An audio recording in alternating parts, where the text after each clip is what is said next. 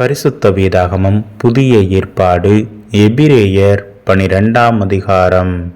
ஆகையால் மேகம் போன்ற இத்தனை திரளான சாட்சிகள் நம்மை சூழ்ந்து கொண்டிருக்க, பாரமான யாவற்றையும் நம்மை சுற்றி நெருங்கி நிற்கிற பாவத்தையும் தள்ளிவிட்டு, விசுவாசத்தை துவங்குகிறவரும் முடிக்கிறவருமாயிருக்கிற இயேசுவை நோக்கி நமக்கு நியமித்திருக்கிற ஓட்டத்தில் பொறுமையோடே ஓடக்கடவோம். அவர் தமக்கு முன் வைத்திருந்த சந்தோஷத்தின் பொருட்டு அவமானத்தை எண்ணாமல் சிலுவையை சகித்து தேவனுடைய சிங்காசனத்தின் வலது பாரிசத்தில் வீற்றிருக்கிறார். ஆகையால் நீங்கள் இளைப்புள்ளவர்களாய் உங்கள் ஆத்துமாக்களில் சோர்ந்து போகாதபடிக்கு தமக்கு விரோதமாய் பாவிகளால் செய்யப்பட்ட இவ்விதமான விபரீதங்களை சகித்த அவரையே நினைத்து கொள்ளுங்கள். பாவத்திற்கு விரோதமாய் போராடுகிறதில் இரத்தம் சிந்தப்படத்தக்கதாக நீங்கள் இன்னும் எதிர்த்து நிற்கவில்லையே. அன்றியும் என் மகனே, கர்த்தருடைய சிற்றையை அற்பமாக எண்ணாதே. அவரால் கடிந்து கொள்ளப்படும் போது சோர்ந்து போகாதே. கர்த்தர் எவனிடத்தில் அன்பு கூறுகிறாரோ அவனை அவர் சிட்சித்து, தாம் சேர்த்து கொள்ளுகிற எந்த மகனையும் தண்டிக்கிறார் என்று பிள்ளைகளுக்கு சொல்லுகிறது போல உங்களுக்கு சொல்லியிருக்கிற புத்திமதியை மறந்தீர்கள். நீங்கள் சிற்றையை சகிக்கிறவர்களாயிருந்தால் தேவன் உங்களை புத்திரராக எண்ணி நடத்துகிறார். தகப்பன் சிற்றியாத புத்திரன் உண்டோ? எல்லாருக்கும் கிடைக்கும் சிற்றை உங்களுக்கு கிடையாதிருந்தால் நீங்கள் புத்திரராயிராமல் வேசி பிள்ளைகளாயிருப்பீர்களே. அன்றியும் நம்முடைய சரீரத்தின் தகப்பன்மார்கள் நம்மை சிற்றிக்கும் போது அவர்களுக்கு நாம் அஞ்சி நடந்திருக்க, நாம் பிழைக்கத்தக்கதாக ஆவிகளின் பிதாவுக்கு வெகு அதிகமாய் அடங்கி நடக்க வேண்டுமல்லவா? அவர்கள் தங்களுக்கு நலமென்று தோன்றினபடி கொஞ்ச காலம் சிற்றித்தார்கள். இவரோ தம்முடைய பரிசுத்தத்துக்கு நாம் பங்குள்ளவர்களாகும் பொருட்டு நம்முடைய பிரயோஜனத்துக்காகவே நம்மை சிற்றிக்கிறார். எந்த சிற்றியும் தற்காலத்தில் சந்தோஷமாய் காணாமல் துக்கமாய் காணும். ஆகிலும் பிற்காலத்தில் அதில் பழகினவர்களுக்கு அது நீதியாகிய சமாதான பலனை தரும். ஆகையால் நெகிழ்ந்த கைகளையும் தளர்ந்த முழங்கால்களையும் நீங்கள் திரும்ப நிமிர்த்தி, முடமாயிருக்கிறது பிசகி போகாமல் சொஸ்தமாகும்படிக்கு உங்கள் பாதங்களுக்கு வழிகளை செவ்வைப்படுத்துங்கள். யாவரோடும் சமாதானமாயிருக்கவும் பரிசுத்தம் உள்ளவர்களாயிருக்கவும் நாடுங்கள். பரிசுத்தம் இல்லாமல் ஒருவனும் கர்த்தரை தரிசிப்பதில்லையே.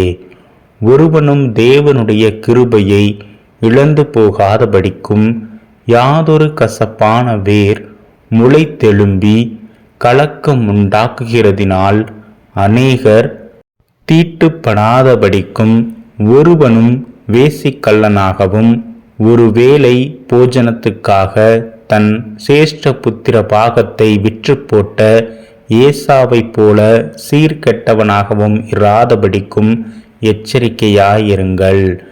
ஏனென்றால் பிற்பாடு அவன் ஆசீர்வாதத்தை சுதந்திரித்து கொள்ள விரும்பியும் ஆகாதவனென்று தள்ளப்பட்டதை அறிவீர்கள்.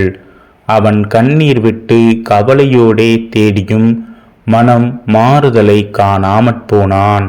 அன்றியும் தொடக்கூடியதும் அக்கினி பற்றி எரிகிறதுமான மழையின் இடத்திற்கும் மந்தாரம் இருள் பெருங்காற்று ஆகிய இவைகளிடத்திற்கும் எக்கால முழக்கத்தின் இடத்திற்கும் வார்த்தைகளுடைய சத்தத்தின் இடத்திற்கும் நீங்கள் வந்து சேரவில்லை.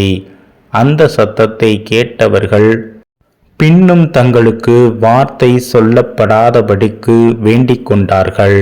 ஏனெனில் ஒரு மிருகமாகிலும் மழையை தொட்டால் அது கல்லெறியுண்டு அல்லது அம்பினால் எய்யுண்டு சாக வேண்டும் என்று சொல்லப்பட்ட கட்டளையை சகிக்க மாட்டாதிருந்தார்கள். மோசேயும் நான் மிகவும் பயந்து நடுங்குகிறேன் என்று சொல்லத்தக்கதாக அந்த காட்சி அவ்வளவு பயங்கரமாயிருந்தது.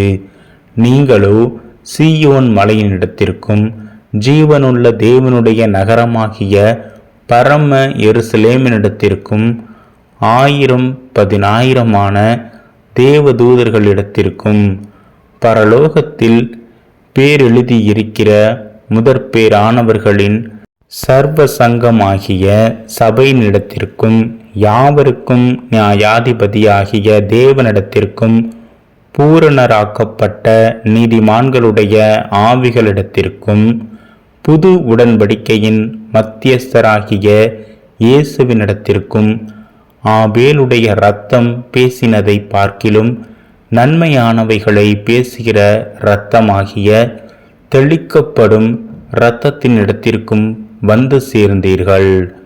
பேசுகிறவருக்கு நீங்கள் செவி கொடுக்க மாட்டோம் என்று விலகாதபடி எச்சரிக்கையாயிருங்கள்.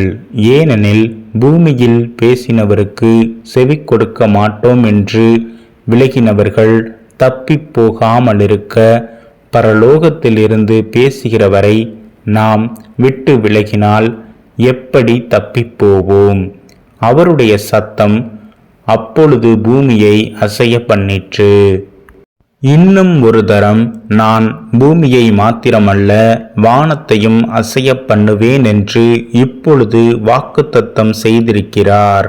இன்னும் ஒரு தரம் என்கிற சொல்லானது அசையாதவைகள் நிலைத்திருக்கத்தக்கதாக அசை உள்ளவைகள் உண்டாக்கப்பட்டவைகள் போல் மாறிப்போம் என்பதை குறிக்கிறது. ஆதலால் அசைவில்லாத ராஜ்யத்தை பெறுகிறவர்களாகிய நாம் பயத்தோடும் பக்தியோடும் தேவனுக்கு பிரியமாய் ஆராதனை செய்யும்படி கிருபையை பற்றி கொள்ள கடவோம். நம்முடைய தேவன் பட்சிக்கிற அக்கினியாயிருக்கிறாரே.